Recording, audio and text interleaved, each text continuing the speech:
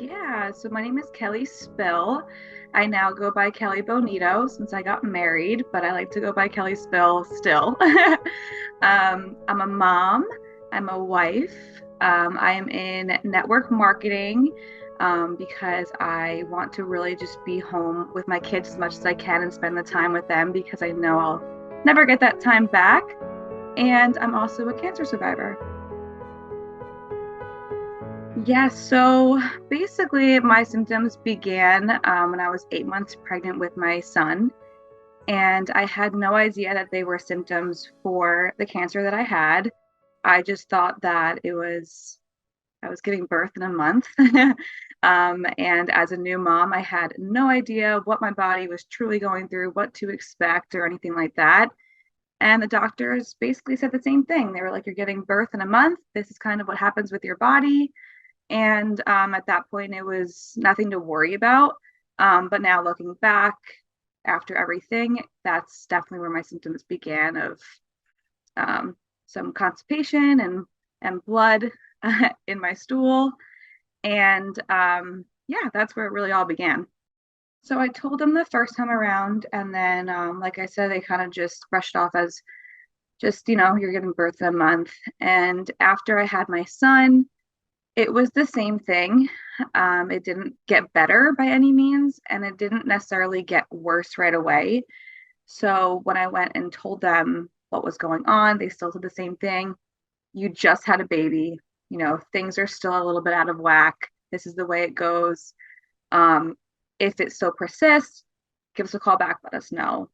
And I think it was about a month and a half or so after my postpartum checkup that I ended up calling them again, and I call it my second postpartum checkup. I know it doesn't really exist, I don't think. Um, but I went back and they gave me an exam, and the doctor said, "I'm 99.9% positive you have internal hemorrhoids." And I was like, okay. And it kind of caught me off guard because when I gave birth, I didn't have any hemorrhoids to be seen at that point. But also as a new mom, I mean, I honestly didn't really know much. So I was like, maybe they just appeared. And I was like, okay. And he said, if this persists, go see a primary doctor. So I said, okay. And it did. And I just wasn't feeling right. I don't really know what I was feeling. I just wasn't feeling like me. And I went to go see a doctor. She took my blood work, also gave me an exam. She said, "I'm pretty sure you have internal hemorrhoids." And my blood work came back fine. So that was a little confusing at that point. So I'm like, okay. And when you're not feeling yourself and you keep telling someone you're not feeling yourself and they're just hearing new mom and they go right to internal hemorrhoids, you start to just think that that's exactly what's going on because you start to question yourself. So time went on a little bit. My husband and I were living in San Diego, California at the time. And I was like, you know what? I'm just going to put this aside a little bit. Let's worry about our move. We have a newborn at home. Let me just get back to the East Coast closer to family and hopefully things will get better. So I kind of just pushed my health aside for those few months. Yep. So we ended up moving cross country, which was stressful in itself. So I'm sure the stress didn't play a very positive part in the process. But we moved back. By that time, my son was 5 months old. And between him being 5 months and 8 months old, my symptoms got way worse. The constipation got worse, the blood got worse. Something that stuck out to me was the smell that I was smelling. And that's always a little embarrassing for me to say. But I've learned that when I have said that, this is actually something that other people have experienced as well with this cancer. So I do like to say that. Um, it was almost like a sewer smell. So it's something that I've never smelled before. And on top of that, my appetite, I would lose my appetite. I'd be really, really hungry. And then I would bite one thing and I'm like, oh, I'm full. I don't want this anymore. And my appetite went away. And I'm assuming from that, that's why I lost about 7 to 8 pounds. I weighed about 115 pounds at that time. So losing that much was a lot for me. And it just didn't seem right. I would wake up every morning. I'm just like, I don't feel good. I never feel good. And I would tell my husband one day, I was like, don't feel right. Like, I don't know what's going on, but I don't feel right. And he's like, still? And him and I will always remember that moment. And he was like, okay, is it because you don't want to go to work? And I'm like, I mean, I would love to not go to work, but I was like, no, it's not the reason. I'm like, I just don't feel good and I don't know what it is. Um, I also have cramping as well. And then there was one huge day that I was getting ready for work, went to the bathroom, and I looked down, and it was not that time of month for me. And there was an alarming amount of blood. And that's when I was like, something's wrong. So throughout this process, I was taking pictures of what was happening in the bathroom because it was just so not right. And of course, tell my mom everything. I think a lot of us probably do if you have a good relationship with your mom. So I'm sending her pictures, and that day I sent her a picture of that, and I was like, Mom, what's going on? Um, at the time, because we moved across country, health insurance was a problem for us. My husband and I, well, he's my husband now, but we were not married then. So I did not have good health insurance. So I couldn't see a primary doctor. There was no one there to take me. And she said, you know what? We're going to the hospital. We're going to go to the ER. So I went to the ER, and same thing happened. They heard that I was a new mom. And he said, you probably have internal hemorrhoids, lay off the spicy foods, and told me what other foods to lay off of. And I don't know if he took my blood work that day. Actually, I think he did. And it came back fine. And then he called a family clinic for me to get me in there quicker and to talk to someone there. And I left. And I was just like, every time I say I'm a new mom, it's like there isn't any thought process to what I was going through. It was like, bam, internal hemorrhoids. So that's always something that I'll remember of being pushed off from so many doctors of that happening. So then I went to a family clinic, and I saw a very nice doctor. And something else I'll never forget is one of the nurses who brought me back. She said to me, if you don't find your answer here, you know your body best. Keep searching. And I'll never forget that. I wish I remembered her name at the time because I would go back and just say thank you. But because of her, it really resonated with me is you do know your body best and don't let anyone else tell you different. So I went and I saw him. I ended up sending in a stool sample. Um, Nothing really came of that visit, to be honest with you, besides that. And I feel like looking back, that's why I was there, was to talk to that nurse in a way. Like that was kind of like a weird moment. But from that moment on, I just kept talking about how I was feeling to friends and family. And I mean, I was very skinny at that point, so everyone was kind of wondering why. And I just kept saying, I really just don't feel well. And finally, someone said to me, I know a primary doctor. I know she takes your insurance. She's really good. Give her a call. And that's exactly what I did. And I went in.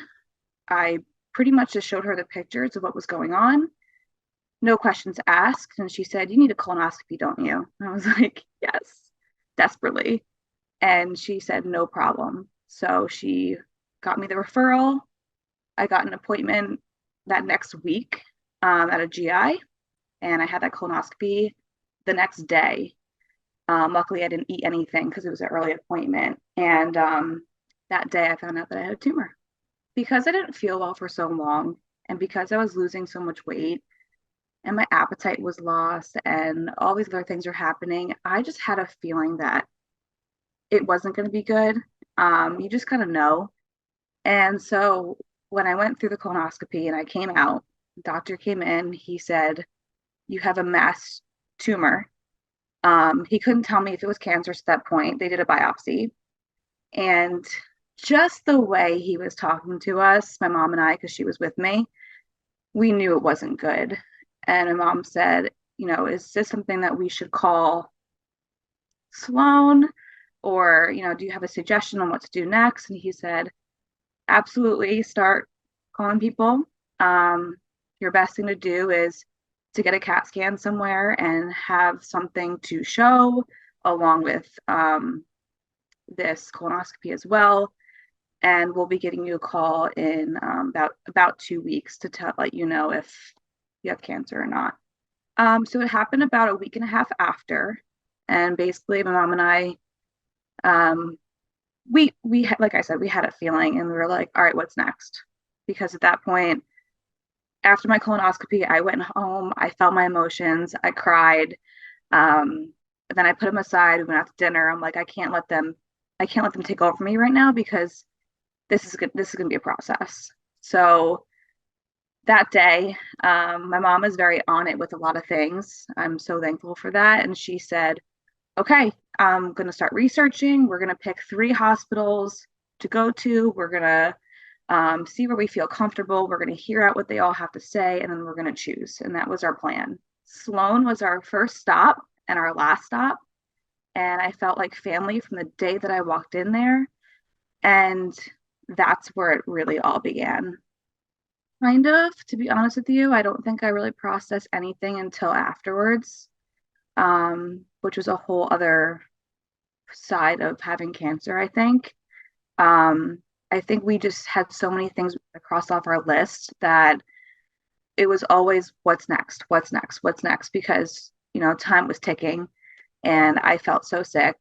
And we also had a health insurance issue. So from finding out when I had cancer, when I got the call, to before going to Sloan, my husband and I had to get married because I had to get on his health insurance. We quickly got married. I think it was like just a few days later. It was like a random Monday in January. And was able to hop on my husband's family insurance plan. He's a teacher, thankfully. But it was still tough because that led us to, we were paying $1,700 a month from that moment on until last October, to be honest with you. So, we're a new family starting out. We just had a baby. We just moved across country. I now don't have a job. I'm going through cancer. And now we're also paying rent. And basically, this is like half our rent of how much we're paying for health insurance a month. So there was always something that we were worrying about more than having time to process what's going on. So after we got married, I ended up going to Sloan. I think it was just a couple of days later. And he told me, I was in New York City. My surgeon told me you have stage 3 colorectal cancer. The tumor is 1 centimeter from your anal opening. You most likely will never be able to carry a baby again, and you will most likely have a colostomy bag for the rest of your life as well. I was thinking every little thing he was telling me, I'm like taking it in. I'm taking it in. I'm like, okay, okay. And then I said to him, my husband and I were supposed to elope to Switzerland that summer. And I said to him, like, okay, I'm like, can I at least go to Switzerland this summer? And he was like, no. He's like, absolutely not. And that's when I lost it. So that's when my bubble burst. Was that really what upset me? Definitely not. But that was really what made everything go over the edge. And that's when I lost it. And then I remember just being like, okay. I'm okay. I'm all right. We're going to get through this. Um, but what made me feel really bad is, I bring this guy that I meet in California home to New Jersey. We had this baby and we're not even fully married yet. Or we were just married. And now I can't even bring another baby into this world with him. Like, I just felt so bad. So that was a hard decision. But he did say you do have time to go through fertility and freeze embryos if you like, or eggs, whatever you decide. You do have some time to do that. So that was then our next step, was to do that. So we went to RMA and we started the shots. We chose to do embryos. Um, and that was the most painful part of my cancer journey by far. A little bit of light came, got the call that we got 4 embryos. So that was a really nice thing to hear. Especially as a woman, you're like, okay, at least I have that. And it was fun to hear that we had 2 girls and 2 boys frozen too. So that, it shed some light, some happiness in our house. And then after that, it was game time. So um, I had my next appointment at Sloan. I talked to my oncologist. They're just so amazing there. They're so family like there. So We talked a lot about emotions, and we talked a lot about how are you feeling, what's going on physically, mentally, everything. So always checking in. And she said, all right, next appointment, we are going to be talking about um, putting a date on treatment. And then that next appointment, we were making it for chemo and the oral chemo, radiation, surgery, but we're really just focusing on just the chemo part at first. I did talk to a radiation doctor at that point as well, which was one of the scariest appointments that I had. Just the way that he talked about what I'd be feeling going through that, what I'd be experiencing physically going through that, and how it would change my sex life. Um, just a lot of things that was really, really hard to hear. And going through my whole cancer journey, that appointment is what scarred me. um, so that was a scary one. And I'm glad that it wasn't something that was going to be happening right away. So I'm glad that we focused on one thing at a time. So we were about to start chemo and we had an appointment for March 4th. And at that appointment, I had a research nurse come in and she mentioned that they may have another option for me. And my mom was with me as well. And we're like, okay, yeah, we're open to hearing it. So we went to another room and we sat and she presented this trial drug to us. And when you're so sick, and I was also 28, you're young. There's these big words that are being used. There's so many things they're talking about that I have no idea what's going on. Hard to understand. My mom's sitting there with a notebook, writing things down, ready to research it later. And she explained things as much as she could, but there also wasn't a lot of research on this drug because it's a trial drug. Um, so mom and I looked at each other. We're like, you know what? Out of all the things that she just said, the symptoms don't sound as worse or as bad as chemotherapy. Um, should we give it a whirl? And we decided we got nothing to lose. So let's go for it.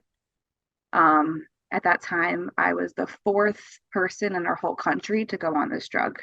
There's three people in front of me, and I didn't really know much about it at that time.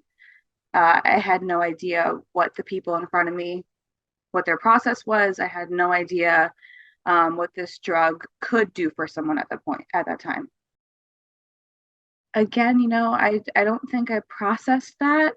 Being young, being so sick, being in so much pain, it was kind of like, all right, cool, let's just get started.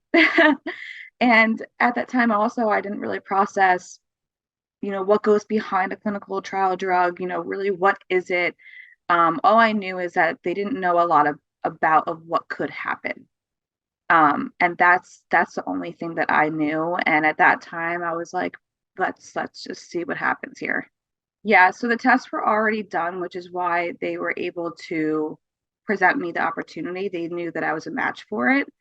From what I know with colorectal cancer, there's right now only 5 to 10% of people that are able to go on this drug that are a match. So it's a very, I guess it's a low percentage, but you never know if you are a match. So um, signing the papers and all that kind of stuff, I was so sick that I barely remember a lot of that. My mom did a lot of it. She helped me with a lot of it.